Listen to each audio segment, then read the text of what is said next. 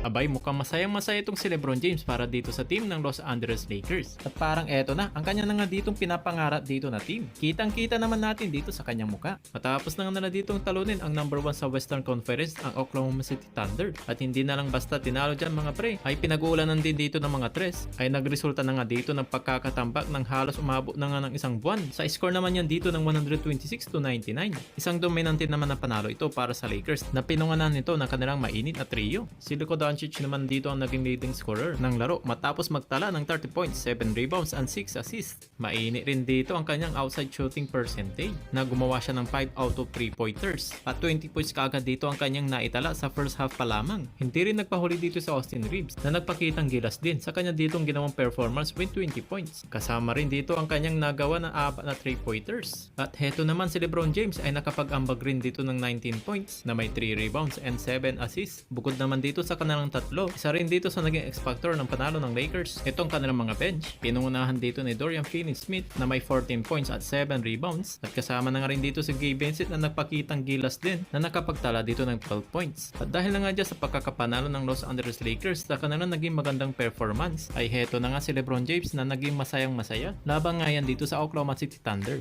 Well, kung napanood nyo na nga dito yung laban, kung napansin nyo, itong si LeBron James sa first to second quarters ay medyo naging chill nga lang pagdating na nga dito sa opensa. Kumbaga dyan mga pre ay naging kalmado nga lang itong si LeBron James at hindi ganun ka-aggressive sa first to second quarter. Ay nandoon naman itong si Luka Doncic. Samahan mo na nga rin dyan si Austin Reeves. Ang isa na nga dito nagtatrabaho mostly, pero ito si LeBron James ay hindi siya dito naging masyadong aggressive sa opensa. Parang nagre-reserve na nga dito ng kanyang energy. Sa kanila na nga ditong paparating pang mga games, LeBron James only took 11 shots sa first 3 quarters. At ang kinangganda naman dyan mga pre ay 7 ang kanyang naipasok dito sa kanyang field goal. At pagdating na nga dito ng first quarter mga pre ay hindi na nga ditong tumitigil si LeBron James, ay mas naging aggressive na nga dito at kanyang itinake over na nga itong laban para dalhin na nga dito ang Lakers sa panalo. At dahil na nga dyan mga pre ay masayang masaya na nga dito si LeBron James sa team na nga dito ng Los Angeles Lakers. Di ba nga noong 2022 ay si Russell Westbrook na nga sana dito ang mag-provide dito kay LeBron para maging off-ball na nga dito ang kanyang paglalaro. Pero yun nga lang ay hindi dito naging successful.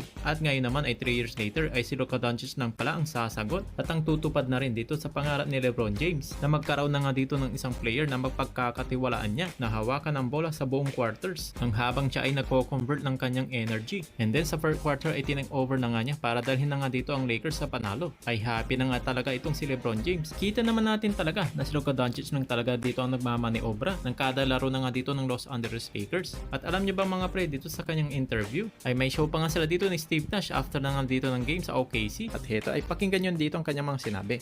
I'm about to go shoot mine in the game with Steve Nash. That's what's most important right now. We got that dub out the way. Now I'm going to go shoot mine in the game with Steve Nash. So we get there when we get there.